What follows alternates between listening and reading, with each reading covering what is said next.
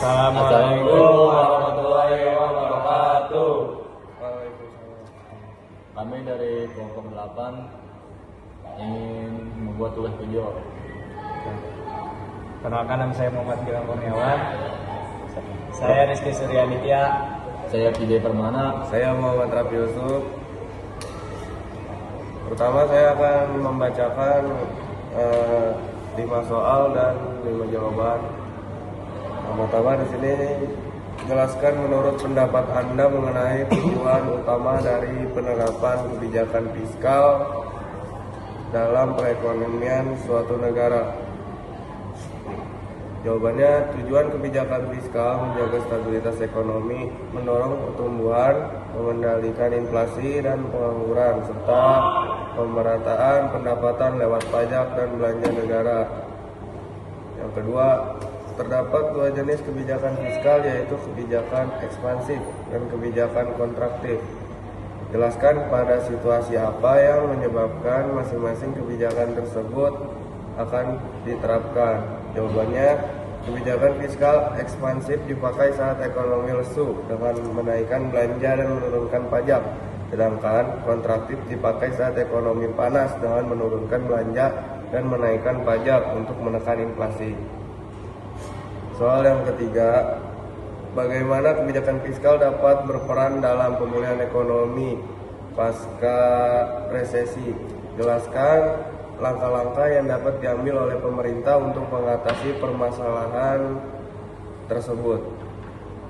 Jawabannya adalah peran fiskal pasca resesi. Pemerintah meningkatkan belanja infrastruktur, bantuan sosial, memberi insentif pajak, dan membuka lapangan kerja untuk memulihkan daya beli dan aktivitas ekonomi. Pertanyaan yang keempat, berikan 5 contoh mengenai perubahan pajak atau belanja pemerintah dapat berdampak pada sektor swasta. Jawabannya adalah, yang pertama ada PPN barang mewah naik, permintaan turun, penjualan dan laba produsen menurun. Yang kedua ada PPh barang turun, laba bersih naik, mendorong investasi dan lapangan kerja. Yang ketiga insentif pajak industri hijau, investasi dan inovasi sektor ramah lingkungan meningkat. Yang keempat, belanja infrastruktur naik, sektor konstruksi dan pendukung tumbuhan. Dan yang terakhir, subsidi BBM biaya transportasi turun, harga barang lebih stabil. Soal yang kelima, apa kebijakan fiskal yang dapat dibuat oleh pemerintah untuk dapat mendukung pembangunan ekonomi yang berkelanjutan? Jawabannya adalah reformasi pajak adil, investasi infrastruktur hijau dan digital, penguatan pendidikan, kesehatan, serta efisiensi belanja publik untuk pertumbuhan inklusif, kurangi ketimpangan, dan jaga ekonomi jangka panjang.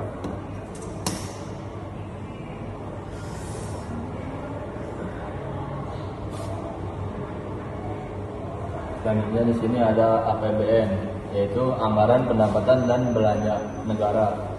Anggaran pendapatan dan belanja negara merupakan suatu perencanaan keuangan yang dibuat negara tahunan oleh pemerintah untuk melakukan pembangunan. Berikut akan dibahas lebih lanjut untuk mengenai APBN. Satu, pengertian APBN, yaitu menurut Undang-Undang tentang Anggaran Pendapatan dan Belanja Negara tahun 2016, Pasal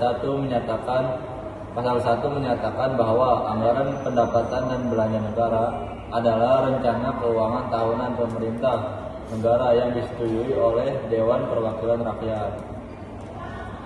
Pada pasal 23 ayat 1 UUD 1945 menjelaskan bahwa APBN merupakan proses pengelolaan keuangan negara, baik pemasukan maupun pengeluaran yang dilaksanakan setiap tahunnya.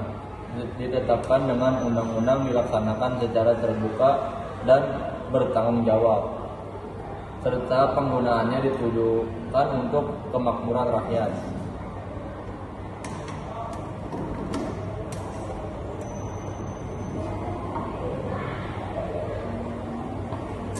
Sini ada anggaran pendapatan dan belanja negara juga dijabarkan dalam UU nomor 17 tahun 2003 mengenai keuangan negara, meliputi 5 hal berikut. Yang pertama ada APBN, merupakan rencana tahunan keuangan pemerintahan negara yang disetujui oleh Dewan Perwakilan Rakyat. Selanjutnya ada anggaran pendapatan dan belanja negara, meliputi pendapatan, anggaran belanja, dan pembayaran negara. Di sini selanjutnya ada APBN dirancang dalam masa 1 tahun sejak 1 Januari hingga 31 Desember kemudian.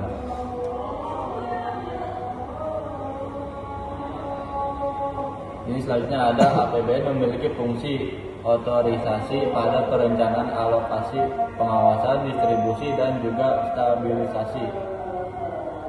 Dapat disimpulkan bahwa APBN adalah rancangan keuangan yang dibuat secara tahunan oleh pemerintah Indonesia dan disetujui oleh perwakilan rakyat.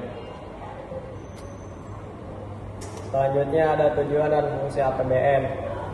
Yang pertama, tujuan APBN. Tujuan pemerintah menyusun anggaran, penerimaan, dan belanja negara yaitu sebagai berikut. Yang pertama, APBN digunakan sebagai panduan dalam melaksanakan belanja dan pendapatan negara sehingga dapat melaksanakan berbagai kegiatan terkait penyelenggaraan negara.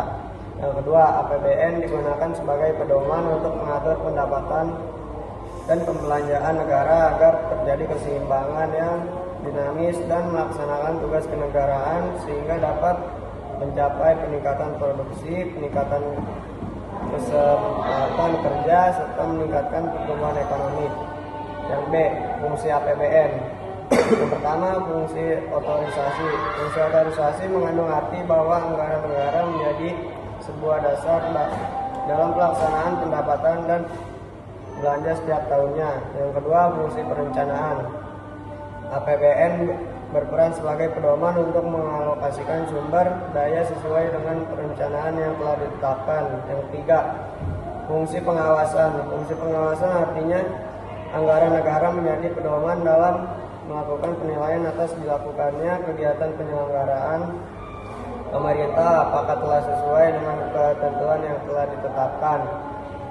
Yang keempat, fungsi alokasi. Fungsi alokasi merupakan fungsi yang memiliki tujuan untuk membagi proporsionalitas anggaran dalam melakukan pengalokasian pembangunan dan pemerintahan.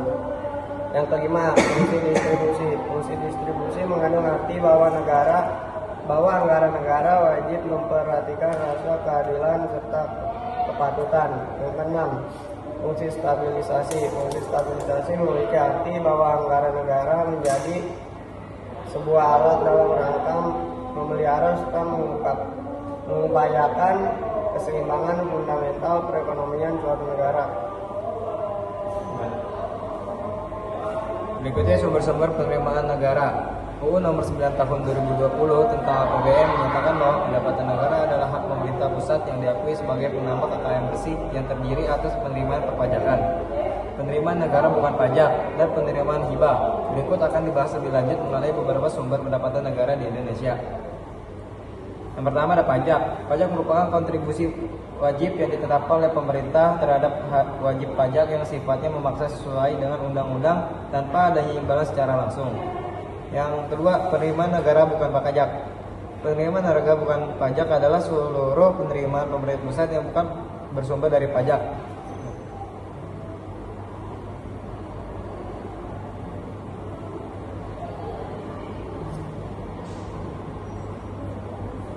Yang ketiga, penerimaan hibah. Penerimaan hibah adalah setiap penerimaan pemerintah pusat dalam bentuk uang, barang, jasa, dan surat berharga yang diperoleh dari pemberi hibah dan tidak perlu dibayar kembali. Berikutnya jenis-jenis pengeluaran negara. Yang pertama ada belanja barang. Belanja barang merupakan belanja pemerintah pusat yang digunakan untuk pembelian barang atau jasa yang harus dipakai untuk memproduksi barang atau jasa yang dipasarkan maupun tidak. Yang kedua, belanja pegawai. Belanja pegawai adalah belanja pemerintah pusat yang digunakan untuk membayar kompensasi dalam bentuk uang atau barang yang diberikan kepada pegawai negeri, pejabat negara, dan pensiunan serta pengawal honorer yang akan diangkat sebagai pengawal lingkup pemerintah. Yang ketiga, belanja modal.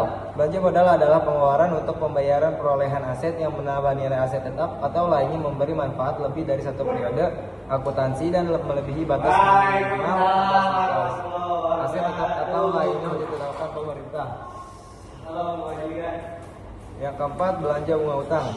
Pembayaran kewajiban atas penggunaan pokok uang, principal outstanding, baik utang dalam negeri maupun utang luar negeri yang dihitung berdasarkan ketentuan dan persyaratan dari utang yang sudah ada dan perkiraan utang baru, termasuk untuk biaya terkait dengan pengelolaan utang. Yang kelima, belanja subsidi. Belanja subsidi adalah alokasi anggaran yang diberikan kepada perusahaan atau lembaga yang memproduksi, menjual, mengekspor atau mengimpor barang dan jasa yang memenuhi hajat hidup orang banyak. Yang terakhir, belanja hibah. Belanja hibah adalah belanja pemerintah pusat dalam bentuk transfer uang atau barang kepada pemerintah negara lain, organisasi internasional, BUMN, BUMD, dan pemerintah daerah yang bersifat sukarela, tidak wajib, tidak mengikat, dan tidak perlu dibayar kembali, serta tidak terus menerus dan dilakukan dengan naskah perjanjian. Baik. Sekian dari kelompok kami. Wassalamualaikum warahmatullahi wabarakatuh.